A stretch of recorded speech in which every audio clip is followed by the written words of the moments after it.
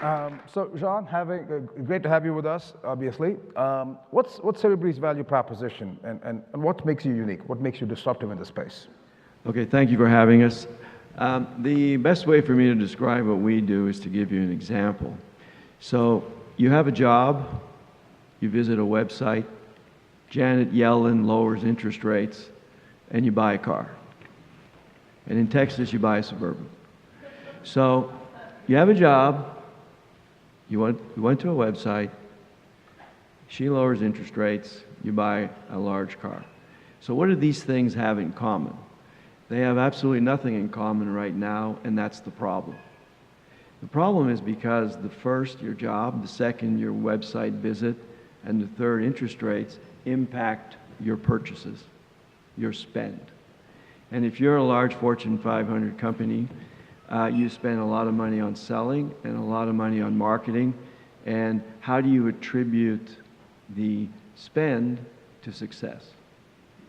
So a relatively simple problem that requires a lot of technology to fix. So we apply neural networks to this problem. And so what we do first and foremost is how can we associate all of these events if we have no common denominator? The problem isn't that these events are unknown. They're all digitally recorded in some form or fashion, yet they have no common denominator. So what is the best common denominator when you're talking about spend? It's money. Money has two functions, a store of value and a medium of exchange. So we use the store of value in money in order to be able to precisely understand the value of all of the events in a customer journey. There are factors in a customer journey, your address, your job, your income, etc., relatively stable. There could be hundreds of events.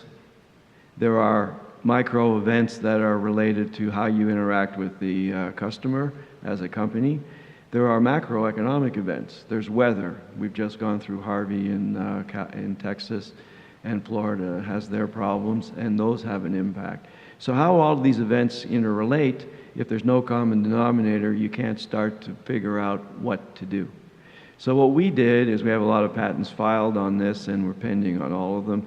We're only 18 months old. So what we did is we used money, and we ascribed the spend to all of the events and the factors in a customer journey to arrive at a precise value for all of the above.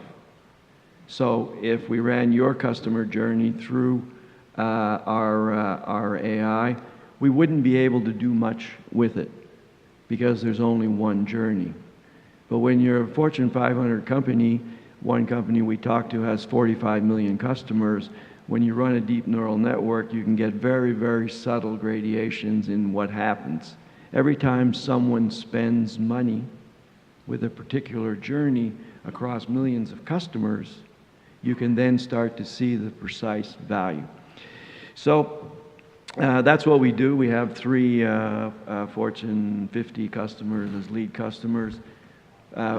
Fortunately or unfortunately, they're all represented in this audience, so I'm going to try to be on my absolute best behavior. Brilliant news. Now, we're talking about data and analytics. There's more data than we know what to do with, clearly, and there's a proliferation of analytics tools that are available out there, analytics solutions and software.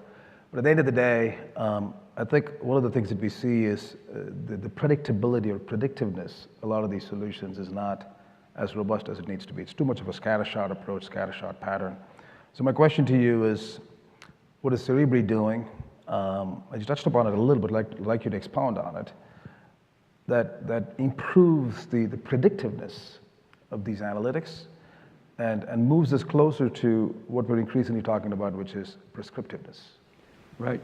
Well, if the data you're using doesn't have certain characteristics, it's not terribly helpful. So number one, who curated the data? So the most highly curated data is anything that touches your financial statements. Everyone in this room's probably had internal auditors all over them for one reason or another, heaven forbid external. So anything that touches the financials is very highly regarded data. Well, what is spend and what you buy, it's all financial data.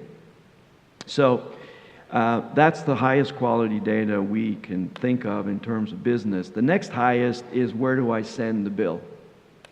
So your customer data with address, phone number, et cetera, all of the customer data that you use to generate the invoice to send it to the customer so they pay you. So there are various degrees of quality of data. The least curated, the least quality is usually in the events. So you have a myriad number of events. There's nothing ambiguous about Janet Yellen lowering or raising interest rates. There's nothing ambiguous about Harvey who blew through Houston. We knew a week ahead of time. That may mean a lot for certain people. The fact that in 3 weeks earlier it was totally ambiguous where it was going may not be terribly helpful. So the way we've organized it for our customers is we've said, what's the best data? It's where the money is, the spend. Where's the next best data? Where do you send to get the money? The third best data are the events. And if you have hundreds of factors, hundreds of events, and hundreds of purchases, it really doesn't matter as long as you understand exactly the quality of the data. Really fascinating stuff. As always, last question to the good community, to the audience that is here. Given your journey, where you are, where you want to take the company, what can the people here support you with? How can they partner with you? Well, we have 28 employees, half are in Austin here. And by the way, if you tell anybody about the show, tell them how terrible Austin is. We have so many people moving here. It would be wonderful if we could slow it down just a tad. Just slow it down. Huh? And the other half are in Toronto, which is a major AI center on a global basis. We're closing our Series A in 3 weeks. We've got a very big pipeline of things we're doing. We're across multiple sectors. It's a pretty horizontal thing. Most customer data is relatively the same, or at least a large percentage of it, no matter which sector you're in. So we love customers. We really love customers. We love partners. We have a long road ahead of us, so all of you could help us. Thank you. Brilliant. Thank you very much.